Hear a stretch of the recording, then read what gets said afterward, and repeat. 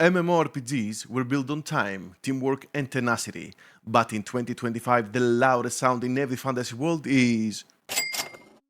Tonight, we are unpacking on how pay to win went from side hustle to business model and what it's doing to the games and the gamers we love. Pay to win, a term that sends shivers down the spines of gamers worldwide. It's a model where real-world money translates to in-game advantages, tipping the scales in favor of those who can afford to pay. In MMORPGs, this often manifests as purchasable gear, experience boosts, or even exclusive access to powerful characters. Such mechanics erode the core principles of fair play and progression, replacing them with a system where financial investment trumps dedication and skill. But which were the reasons behind this pay-to-win explosion in the gaming industry? The free-to-play arms race. Post-COVID player counts soared, but so did operating costs. Monetizing the minority became safer than courting the masses. The mobile influence where MMOs normalized energy timers, gacha banners, and VIP passes. PC publishers copied the playbook. The global games market is forecast to hit $236.9 billion in 2025, but after inflation that growth is flat, so studios chase higher average revenue per unit instead of bigger audiences. Today, 67% of top-grossing online RPGs advertise some form of convenience, microtransactions such as XP boost, upgrade mats, and currency packs. In the gaming industry's lexicon, whales refer to the top-spending players who contribute a disproportionate amount of revenue. But just how significant is their impact? Recent analysis reveal that whales, though comprising less than 10% of the player base, contribute between 50% to 70% of total in-game revenue. For instance, in games like Genshin Impact, mega whales have been reported to spend over $10,000, with some contributing up to $300 billion collectively. Studies have consistently shown that a small percentage of players, often referred to as whales, contribute a significant portion of in-game revenue.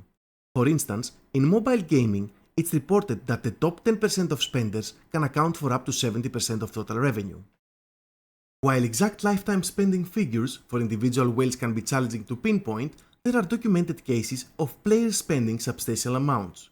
For example, some players have reportedly spent over $100,000 on single games, indicating that lifetime spending can reach into the hundreds of thousands for dedicated individuals. Here are three of the most common reasons of why whales spend so much money. Status signaling. Shiny cosmetics double as social currency. Guild pressure. Top guilds rely on a few big spenders to clear bleeding edge raids first. Sunk cost fallacy. Bigger investments feel too expensive to abandon. With such a significant portion of revenue stemming from whales, game developers are incentivized to design mechanics that cater to these big spenders.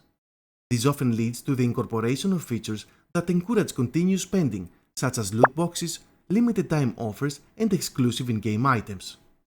A design lead once quipped, 2% of our players pay 98% of the salaries.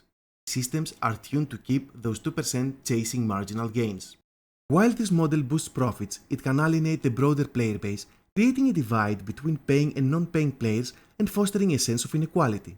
Surveys show spikes in churn right after a heavily monetized event ends, but the non-spenders feel left behind while the whales feel milked. The monetization strategies employed in many MMORPGs bear a striking resemblance to gambling. Gacha mechanics in particular have come under scrutiny for their addictive nature. Studies indicate that over 50% of juveniles engaging in gacha games exhibit gambling-like behaviors, with around 5% developing problematic habits. Such findings have prompted the regulatory bodies in regions like the European Union to consider stricter regulations on these mechanics to protect vulnerable players. The dominance of pay-to-win models raises pressing questions about the future of MMORPGs. Can these games maintain their integrity and appeal without resorting to aggressive monetization? Now, before I share my 2 cents on pay-to-win, here's the reading that shaped it. First, we have Tales from an MMORPG Whale, the flaws of pay-to-win as a catch-up mechanic. In this editorial, a former whale shares personal experiences highlighting the drawbacks of pay-to-win systems in MMORPGs. The author argues that monetization strategies allowing players to buy power undermine the game's integrity and create disparities between paying and non-paying players. The second article, Which MMOs are least pay-to-win, unveiling the truth in the 2024 landscape. This piece examines the prevalence of pay-to-win mechanics in MMORPGs as of 2024. noting that many games, especially those from Asia, have adopted aggressive monetization models. It also highlights titles that have managed to maintain fair play without resorting to pay-to-win strategies.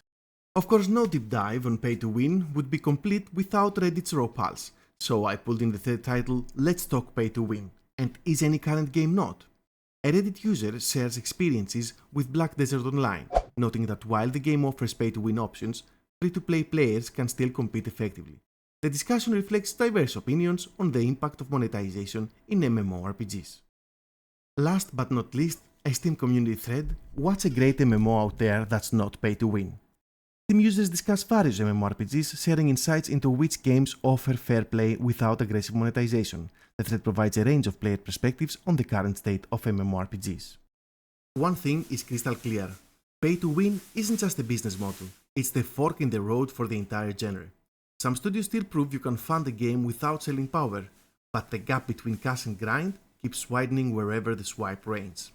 Whether MMORPGs preserve their soul now depends on two forces: designers brave enough to put fun before revenue, and players stubborn enough to demand it. The next expansion, the next launch, the next round of patch notes, those are our votes. Spend them wisely. Some developers are exploring alternative models such as subscription-based systems or cosmetic-only microtransactions, aiming to balance profitability with fair play. Ultimately, the gaming community's response and demand for equitable experiences will play a pivotal role in shaping the evolution of MMORPGs. All eyes are on Chrono Odyssey, Kakao Games' flagship MMO set for launch at Q4 2025. The visuals are jaw-dropping, the time manipulation hook is fresh, and according to early press, the game will ship buy-to-play with Western-friendly monetization. But here's the catch: Kakao's track record with cash shops looks like a warning label. Now let's explore three possible scenarios with Chrono Odyssey. First, Kakao really ships the game exactly as promised, buy-to-play with cosmetic-only microtransactions. Huge win for MMORPG and gaming community. Second, Kakao launches buy-to-play, but 6 months in begins sliding convenience perks and RNG power items into the shop. The Black Desert playbook. Mistrust hits the bell once again. And third, financial pressure pushes Kakao to flip to a fully free-to-play launch stuffed with gacha and VIP passes. Another day in pay-to-win MMOs and nothing is changed.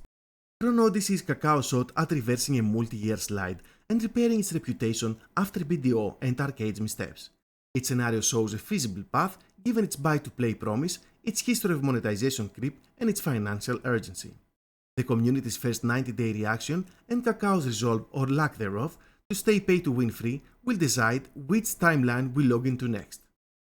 One thing is crystal clear: pay-to-win isn't just a business model, it's the fork in the road for the entire genre. Some studios still prove that you can fund a game without selling power, but the gap between cash and grind keeps widening wherever the swipe reigns. Whether MMORPGs preserve their soul now depends on two forces: designers that are brave enough to put fun before revenue, and players that are stubborn enough to demand it. The next expansion, the next launch, the next round of patch notes, those are our votes. Spend them wisely.